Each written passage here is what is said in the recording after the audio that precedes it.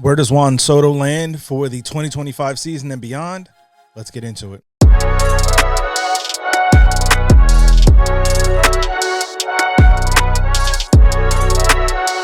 What's going on, baseball fans? Jeremy Laracuente here for the Baseball Banter Broadcast, bringing you my thoughts on the top 5 landing spots for the generational one, Juan Soto. So obviously there's a lot of different factors that go into where he could potentially land, but the biggest factor of all is obviously going to be the dollars. Soto is a Scott Boras guy, and Boras guys don't go for cheap money. So there's a few different places. Obviously, when a guy like Juan Soto hits the market at 26 years old, without question, this is going to be the most highly sought after free agent in terms of what they're all teams really being able to be an option. That being said, through the tea leaves, obviously there seems to be an East Coast bias for Juan Soto. While he enjoyed his time with the Padres, really wasn't too keen on heading out west. So obviously money is going to be the final verdict on all of this. So there's no doubt that there are some teams that will likely not be in the mix for a guy like Juan Soto. Obviously, teams like the A's, the Rays, the White Sox haven't been all that good lately. So you don't expect them to really go out and spend big money on a guy like Juan Soto. But there are a lot of teams around that could potentially fit. Obviously, a player like this fits for every team, but in terms of actual opportunity, we're going to get into who I believe are the top 5 candidates. And we're going to start with an honorable mention just because I think that there's an underrated chance for this team to be able to get the services of Juan Soto.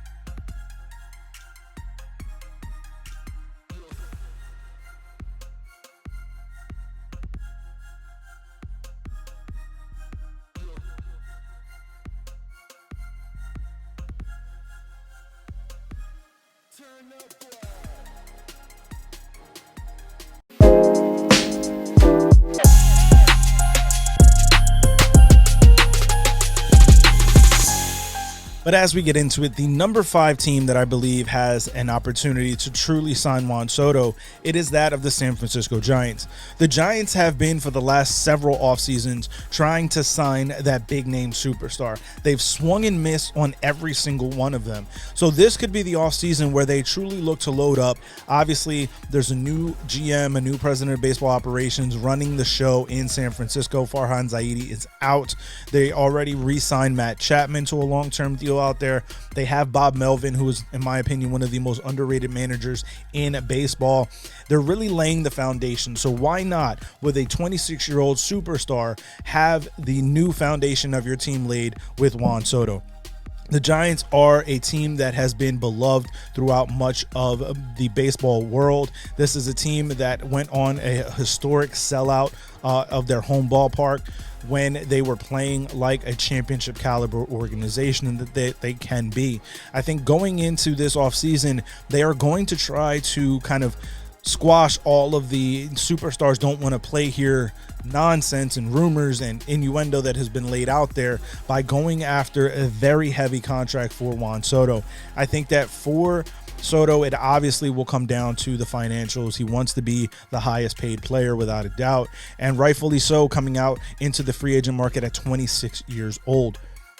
The Giants, to me, could look to be that team that really goes out and splurges on Juan Soto and tries to bring him back into the fold out in San Francisco. Obviously, we know that there are some East Coast leanings for Juan Soto, but there's no doubt about it that it is a beautiful ballpark, and it could absolutely sway his opinion if the dollar amount is right.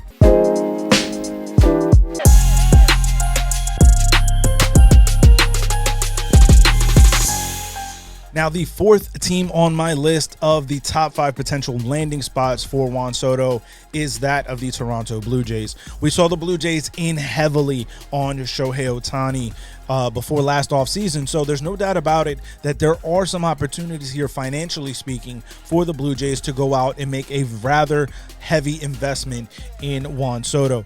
They just did revamped to that ballpark up in Toronto at Rogers Center. There's no doubt this is a team that is on the cusp. They are at the brink of whether or not they are going to be a bust of a franchise. When you look at the window that they had with some premium second-generation superstars in Bo Bichette and Vladimir Guerrero Jr., they already let go of Kevin Biggio. So bringing in a guy like Juan Soto in the final contracted year of Vladimir Guerrero Jr. and Bo Bichette is a huge opportunity for the Blue Jays.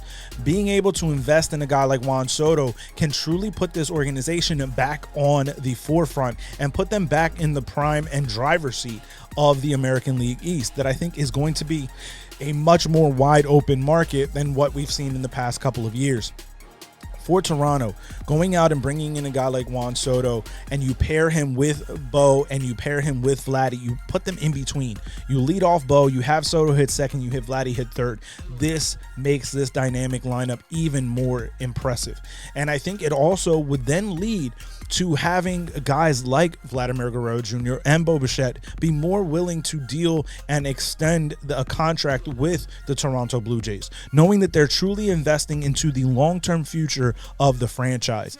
That is the type of player that Juan Soto is. He is the generational one. There's no doubt. Obviously, it's a catchphrase, it's a t-shirt, but there's truth to it. This is a superstar level player, and being able to build your franchise around him is going to be an utmost of importance for a team that, like I said, is on the brink. You have your last 2 remaining remnants of your star second generation trio, and they're about to walk out of the door. No contract extension offers have been made to either of those 2 players. And obviously this is a pivotal year for the Blue Jays, because if you let both of those guys walk and you don't have the ability to re-sign them, you really put yourselves in a very downtrodden position going forward into the future. So being able to sign a guy like Juan Soto, again, they were playing in big boy dollar markets for Shohei Ohtani. So we know that financially it can be made available to a player given the right type of player, and Juan Soto is that type of player.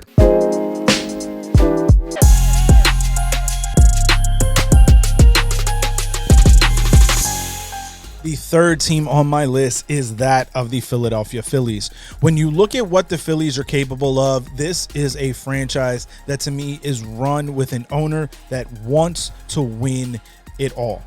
John Middleton has done everything in his power to try to make this Philadelphia Phillies team an absolute perennial contender for the World Series. And in my opinion, he has done everything in his power to make that happen. Bringing in a guy like Bryce Harper to start changing the culture in that clubhouse. You bring in Trey Turner. You brought in winning type players in Nicholas Castellanos and Kyle Schwarber. And the next player up on that list for Phillies fans is Juan Soto. Obviously, a move would have to be made. Kyle Schwarber's contract is up after the 2025 season. Nicholas Castellanos is a guy who they have a season beyond that. But those players can be moved for a generational type talent like Juan Soto. You've already made the move and have Bryce Harper at first base, which was the move that ousted Harper from Washington in the first place. So being able to have a reunion of sorts of the 2018 Washington Nationals with Bryce Harper, Trey Turner, and Juan Soto is a very enticing opportunity for the Philadelphia Phillies and their fans. This is the type of player that could have put this Phillies roster over the edge in the 2024 postseason. So I think that when you look at what this team has, the capabilities that they have with adding a guy like Juan Soto, you already have an incredible starting forward in your rotation in Zach Wheeler, Aaron Nola, Christopher Sanchez, and Ranger Suarez. You add in a guy like Juan Soto to that lineup of Trey Turner, Bryce Harper, JT Realmuto. You have Alec Bohm. This is an opportunity for this team to really cement themselves as one of the top flight powerhouse threats in the National League. And if you add Juan Soto to that Phillies lineup, you now put yourself in a position where you can go toe-to-toe with a team like the Dodgers, who are seen as the class of the National League and the class of Major League Baseball with their three-headed monster atop of their lineup. You would also have one now with Philadelphia, with Kyle Schwarber leading off, Juan Soto, Bryce Harper, Trey Turner. The absolute length of this lineup would be nasty on a premium level if the Philadelphia Phillies could add in a guy like Juan Soto. So there's no doubt about it that John Middleton is the type of guy, and he's already come out and said basically the Phillies are willing to add money to their books to make this team better. And there's no doubt in my mind an owner like that wants to win is without question a owner that Juan Soto would love to play for.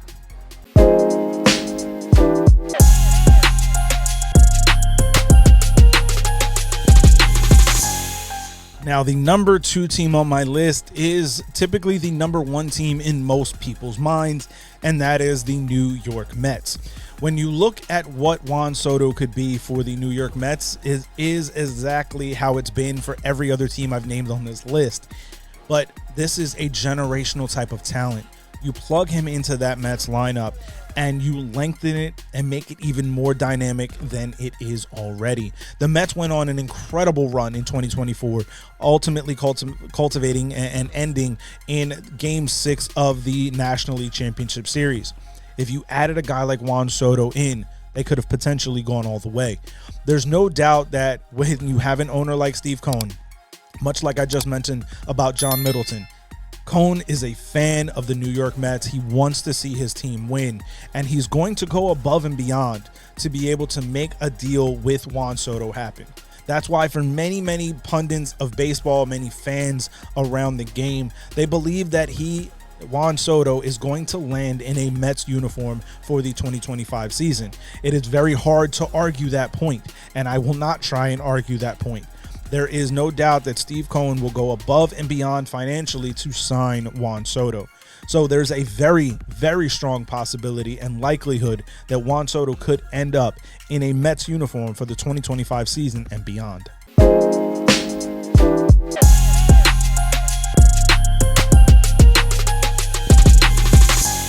Matching when it comes to Juan Soto, you plug him in right field every single day.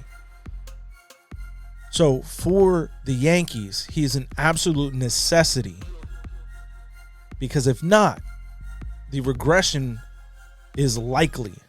It's not a possibility. It's almost a guarantee that they will regress heavily from where they were in 2024. The Yankees can ill afford to lose the services of Juan Soto in free agency. Do they have an advantage? No, I don't think that they do. Obviously, he said so. He's been trained as a Scott Boras guy since he got signed on how to answer those questions. But to me, the biggest thing, the biggest reason why I think Juan Soto will be a Yankee in 2025 and beyond is because we need him the most. Obviously, there's a little biasness there, and I'm sure I'm going to hear about it in the comments. But nevertheless, to me, the reason Yankees fans can have to look forward to 2025 is because the need of Juan Soto will outweigh the absolute financial restraint that Hal Steinbrenner has had over the years, knowing that the big ballpark in the Bronx will be a whole lot smaller in terms of crowd size on a nightly basis without a guy like Juan Soto.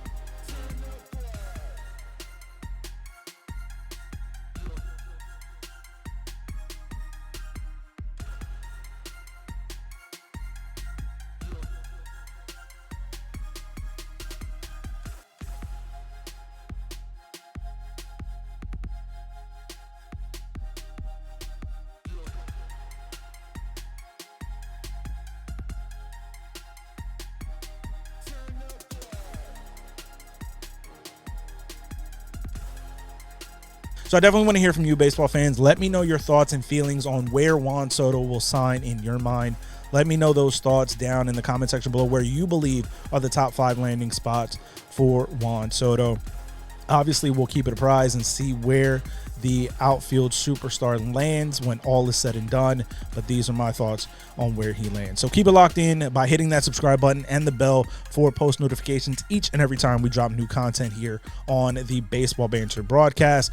Be prepared for a lot more content coming, as we're going to be going through basically all of the top 25 to 50 superstars in Major League Baseball this free agent class, probably the top 25, and see where they all potentially could land. So there's a lot more conversation coming on the Baseball Banter broadcast and a lot more content. So keep it locked in. Make sure you follow me on all social media outlets, on X at banter_baseball. Everywhere else is Baseball Banter broadcast. I will catch you guys on the next one. Peace.